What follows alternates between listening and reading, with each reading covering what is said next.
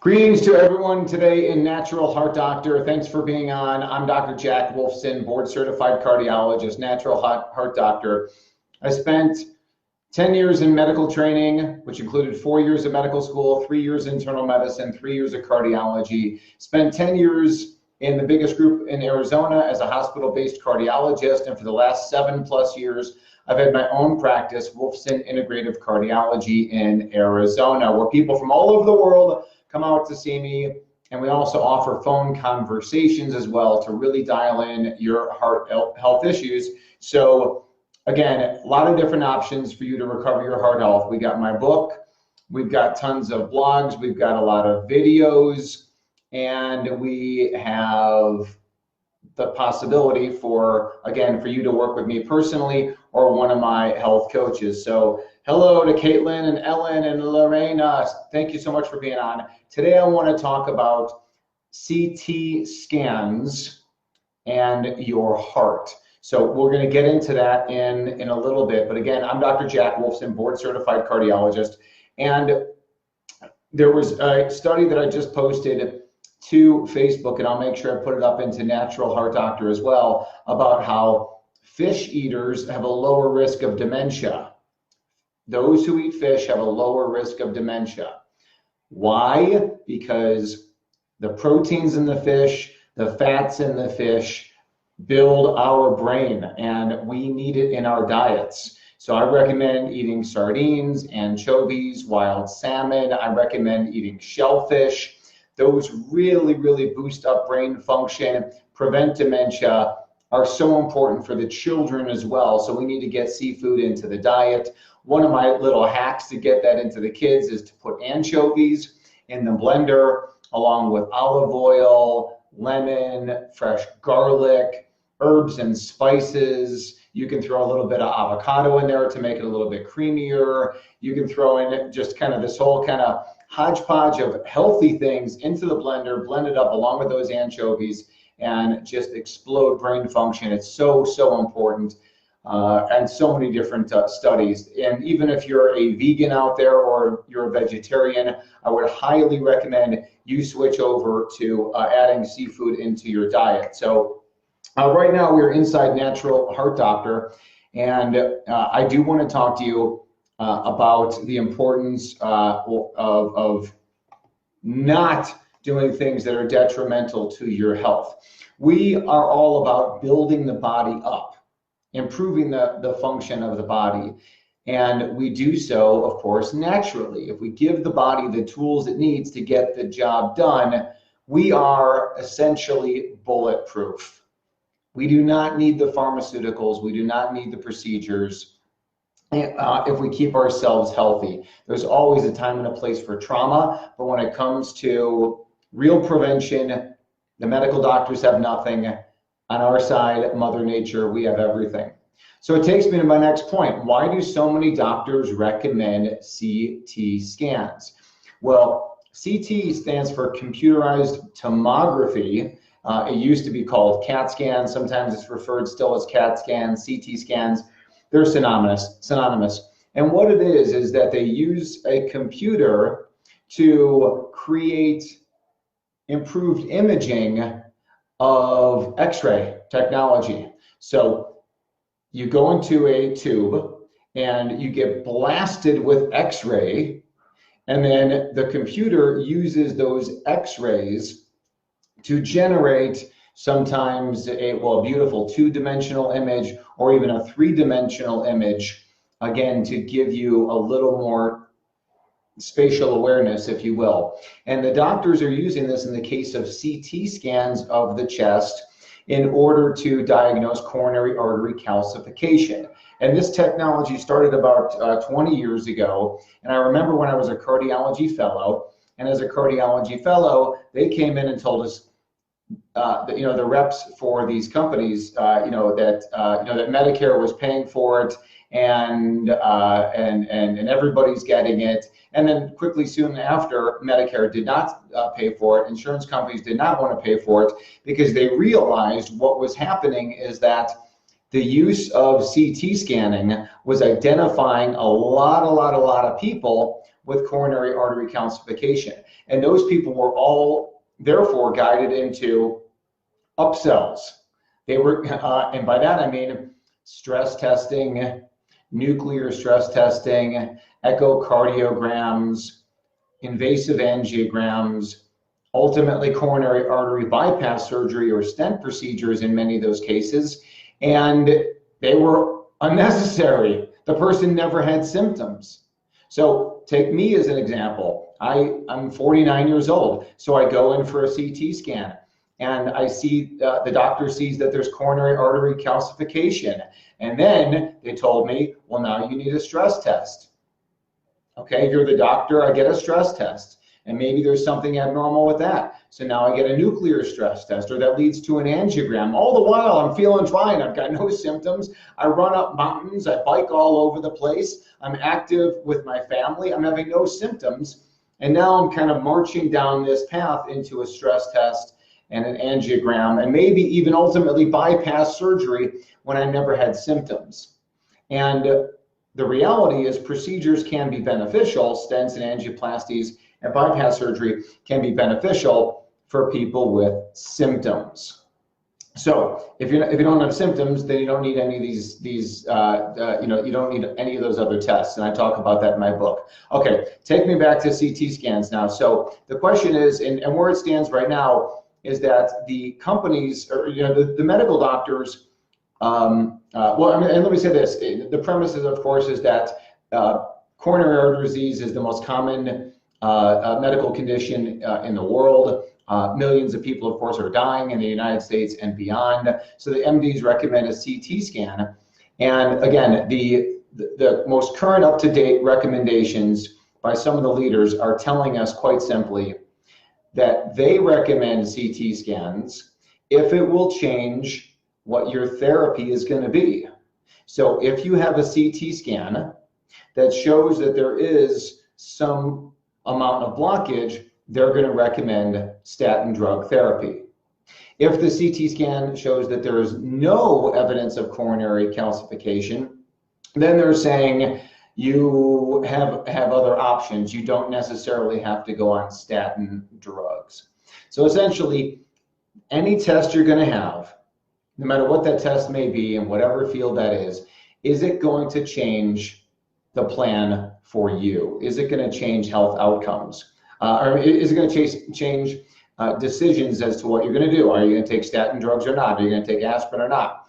So that is really what the recommendation is. And clearly, the more coronary calcification you have, the higher your risk.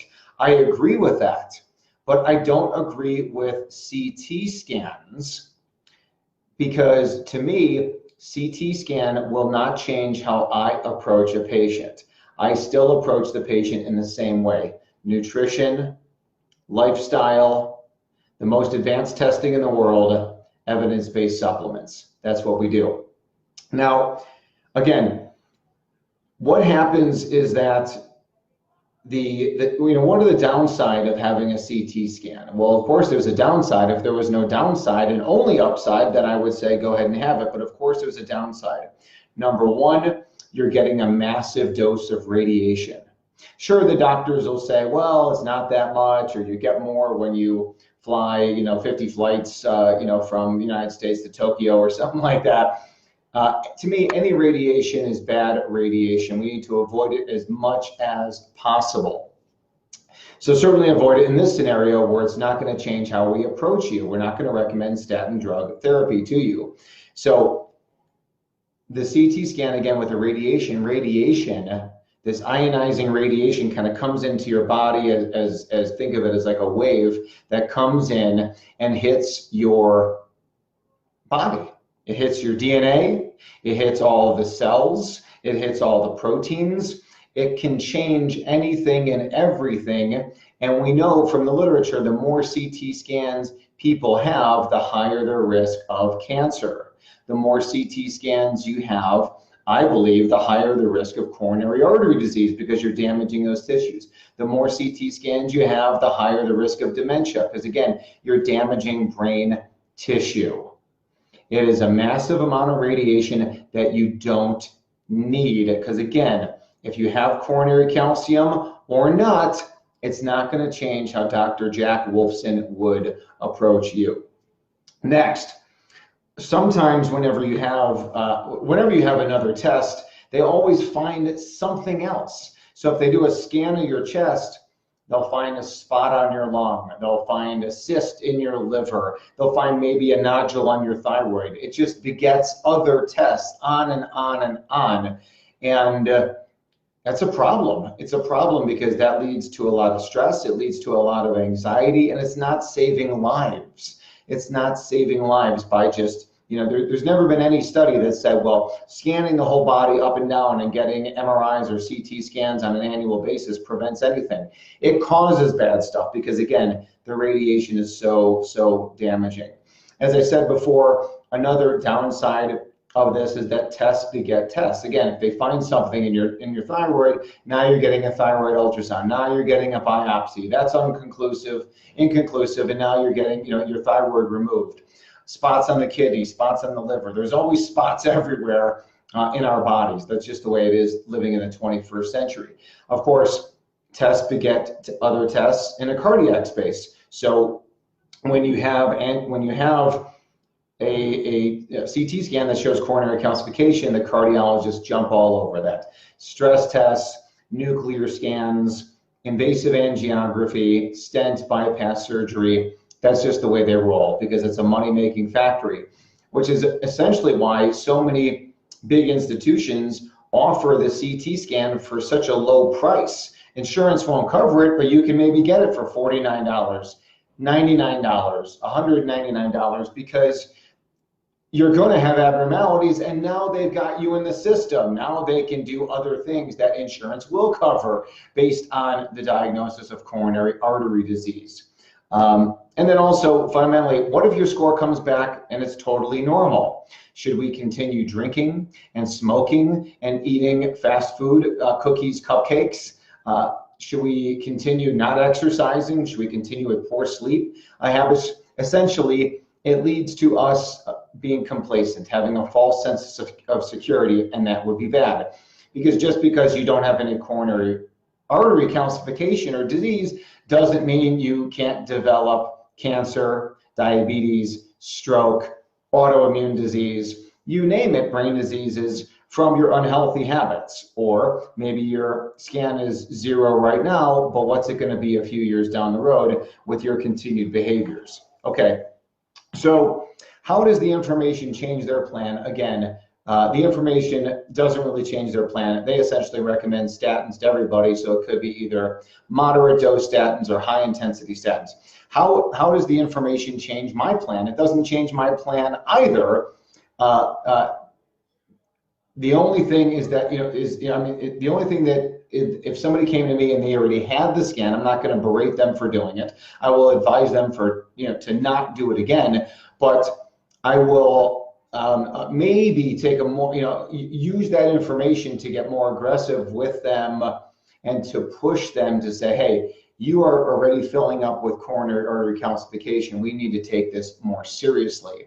So in that sense, the test could provide value if it can be used to spur people to healthier lifestyle choices. But at the same point, I don't want to damage the body in order to try and get someone to lead a healthier lifestyle. That's just not the way I roll. So the information doesn't change my plan. I'm still going to tell you to eat organic paleo food. I'm still going to tell you to go to sleep when the sun goes down. I'm still going to tell you to get plenty of sunshine. I'm still going to tell you to be physically active. I'm still going to tell you to avoid stress. I'm still going to tell you to avoid environmental chemicals and pollutants. I'm still going to tell you to practice mindfulness and whether it's meditation or it's yoga or it's Tai Chi. I'm still going to tell you to get outside in nature. I'm still going to tell you to get evidence-based supplements, and I'm going to tell you the test that you really need, which is not the CT scan. The testing that you need are advanced lipid analysis, advanced markers of inflammation, oxidative stress, micronutrient testing, all those things that we offer on our website. That's the kind of stuff that I'm telling people to do. Laura Beth Sheets, good morning. Michelle O'Brien and Carrington, I believe that's pronounced Beauchamp. I'm not sure. And then Laura Beth, again, Laura, and then everybody else who's on. Thank you, thank you. So one place you could go is the doctorswolfson.com /tests. And that's all the different tests that we recommend overall. And then we can go to the doctorswolfson.com /cardiovascular dash tests. And that'll give you the test that we recommend for everybody. And that can be done through my office. It can be done through your local doctor. Those are all the tests that I recommend, and I update things certainly as new things become available. So what else? So that's pretty much it. Hello, Deborah Bohan. Hello to you. So it's great to be on with everybody. This whole presentation was all about CT scans. Beware the CT scan. If you already had it, I'm not here to admonish you for doing so. I don't want you to do it again. I want you to take that information and go moving forward. But the most advanced testing in the world is what you really need to do. Don't get radiated don't get radiated, period.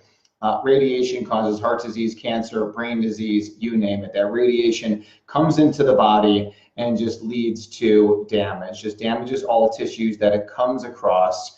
If you are going to have a CT scan, despite everything that I've told you, or the CT scan is happening for any other reason, maybe you need a brain CT or abdominal CT or whatever, then we want to make sure we get you on a good protocol to recover after a CT scan. And I've got blogs on that, but essentially loading yourself up with antioxidants is really what the key is here in this scenario. So we want to get you on our daily greens powder, our daily defense powder, our superfood powder. You can mix those all up into a delicious shake or smoothie and just continue on with super duper health. So I'm open to any questions now or in the future. We'll keep an eye on this here. Again, so Megan said, what do you recommend for detoxing after a CT scan? So essentially you have to give the body all the tools it needs to repair after a CT scan. And the three products that I mentioned, the Daily Greens, Superfood, and Daily Defense, those would be my powders that I recommend to use after a CT scan. I'd probably, if it was me doing it, I would probably do the dosing recommended on the bottle and do that 2 times a day. So typically that's going to be 2 scoops, and the scooper is inside the Daily Defense, inside that vanilla, chocolate, or chocolate delicious shake. If you take 1 supplement, it should be my Daily Defense. It is absolutely outstanding and it tastes amazing. Great testimonials on that as well. So Daily Defense, Daily Greens, and Superfood, and you mix those all up together. And the 2 scoops of the Daily Defense, 1 teaspoon of Daily Greens, or maybe 1 heaping teaspoon, 1 teaspoon of Superfood. Do that 2 times a day and you will be well on your way. Of course, getting sleep and getting sunshine and all the healthy stuff that we need to do anyways. So and of course, see your doctor of chiropractic, get adjusted, make your primary care doctor your doctor of chiropractic. That's the way to go. Megan, hopefully that answered your question, and that can be for a coronary CT scan or any CT scan that people are doing. So I do have a blog post on this called Beware the CT Scan. You can share that post. You can share this video. I will download it and upload it onto YouTube. You'll be able to share it then. You can't share this outside of Natural Heart Doctor, but you'll be able to share it with friends and family that are thinking about CT scans. So there we go. Have a great Tuesday. I'm Dr. Jack Wolfson, Natural Heart Doctor. We'll be back with another episode next week on Natural Heart Doctor. Topic to be decided, but I promise you, it's going to be fantastic. It's going to be hopefully life-changing information for anybody and everybody. And again, I certainly appreciate Deborah. The key to preventing kidney stones really is to use a lot of potassium-based products to help to alkalinize the urine. And the best way to do that is with our Potassium Boost product, which contains potassium citrate, which helps to decrease your chances of kidney stones. Lots of different strategies, increasing magnesium. I've got posts on kidney stones as well. I've never had one patient of mine ever come back to me with probably 1,000 people that take daily greens, and none of them have had a kidney stone episode. So there are some things in there that may contain oxalates, but I can't say it's certainly not a high oxalate product.